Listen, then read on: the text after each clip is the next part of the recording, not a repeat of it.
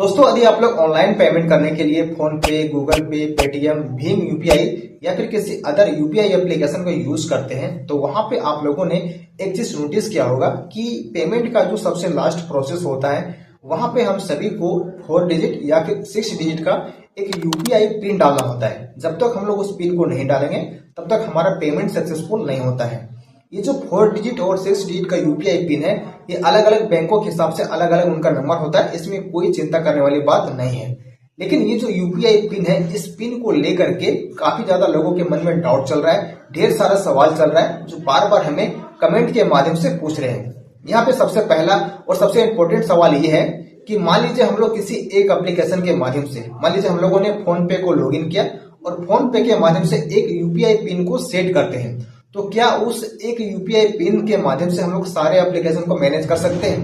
यानी कि जो भी मार्केट में एप्लीकेशन अवेलेबल है जैसे कि फोन पे, गूगल पे, पेटीएम, भीम यूपीआई या फिर जो भी एप्लीकेशन अवेलेबल है, क्या सारे एप्लीकेशन को एक ही यूपीआई पिन के माध्यम से मैनेज किया जा सकता है, सभी में पेमेंट किया जा सकता है, या फिर अलग अलग एप्लीकेशन के माध्यम से पेमेंट करने के लिए अलग अलग यूपीआई पिन को सेट करना होता है?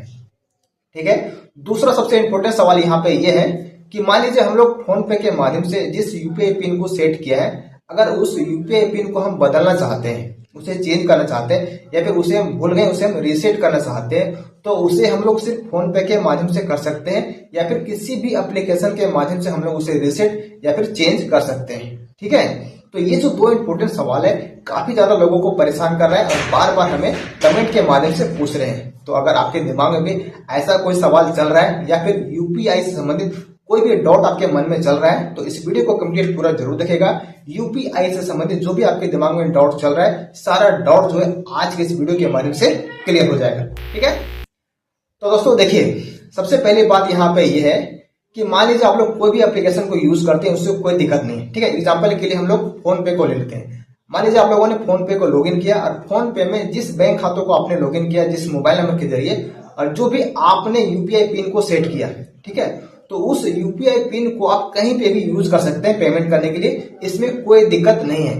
जैसे कि फोन पे के माध्यम से आपने जिस खाता नंबर और जिस मोबाइल नंबर के जरिए यूपीआई पिन को सेट करते हैं तो आप उसी बैंक खाता और उसी मोबाइल नंबर के जरिए गूगल पे में लॉगिन करते हैं, पेटीएम में लॉगिन करते हैं, भीम यूपीआई में लॉगिन करते हैं या फिर जितने सारे एप्लीकेशन है किसी भी एप्लीकेशन में लॉगिन करेंगे तो वो जो आपका यूपीआई पिन है वहां पे ऑटोमेटिक सेट हो जाएगा, आपको सेट करने की कोई जरूरत नहीं है। और ये बात पूरा क्लियर है, इसमें कोई डाउट नहीं है। ठीक है। सबसे पहला सवाल आपको जवाब मिल गया। क्योंकि मैं आपको बताता हूं कि ये जो यूपीआई पिन है इसको कंट्रोल करता है एनपीसीआई, ठीक है, जिसका फुल फॉर्म होता है national payment corporation of India, है ना। सारे यूपीआई पेमेंट सिस्टम को एनपीसीआई के द्वारा कंट्रोल किया जाता है। ये जो एप्लीकेशन है फोन पे, गूगल पे, पेटीएम, ये सारे उनको सपोर्ट करते हैं। ठीक है। तो यूपीआई पिन का जो प्रोसेस है एक बार होता है, आप किसी भी एप्लीकेशन को मैनेज कर सकते हैं, पेमेंट कर सकते हैं, इसमें कोई दिक्कत वाली बात नहीं है। अब दूसरा कंडीशन यहाँ पे ये है कि मान लीजिए आपका एक ही मोबाइल नंबर से 2 या 2 से अधिक बैंक खाता लिंक है, तो आप दूसरे वाले बैंक खातों को जैसे ही लिंक करेंगे तो दूसरे बैंक खाते से पेमेंट करने के लिए, उसको मैनेज करने के लिए आपको एक नया यूपीआई पिन को सेट करना पड़ेगा। आपका जो पुराना बैंक वाला यूपीआई पिन है वो नया बैंक खाता में काम नहीं करता है, आपको एक नया यूपीआई पिन सेट करना ही पड़ेगा। ये यूपीआई की तरफ से एक सिक्योरिटी रीजन है।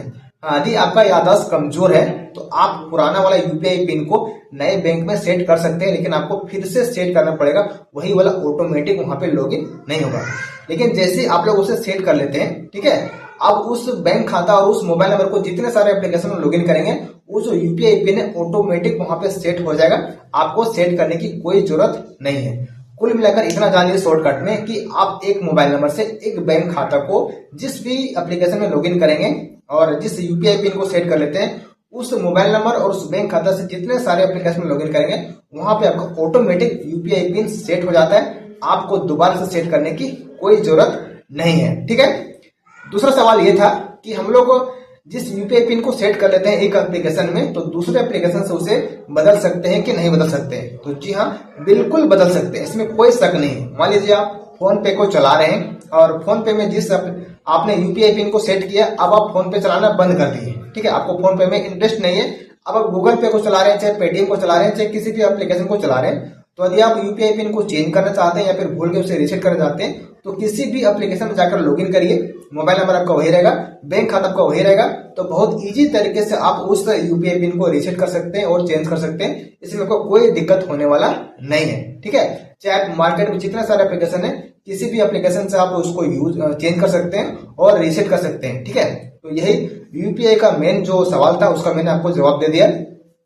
अगर इसके अलावा आपके दिमाग में और कोई डाउट है तो आप हमें कमेंट कर सकते हैं। मैं आप सभी को उस टॉपिक पर वीडियो बनाकर सोल्यूशन देने का पूरा भरपूर प्रयास करूंगा। तो अगर आज का ये वीडियो आप सभी को पसंद आए तो प्लीज वीडियो को लाइक करिए। चैनल पे अगर पहली बार आए तो चैनल सब्सक्राइब जरूर कर लीजिएगा, क्योंकि इस प्रकार का इन्फॉर्मेटिव वीडियो मैं आप सबके लिए हमेशा बनाता रहता हूँ। तो आज के लिए इतना ही, फिर मिलते हैं किसी नेक्स्ट वीडियो में नेक्स्ट टॉपिक के साथ। तब तक के लिए जय हिंद।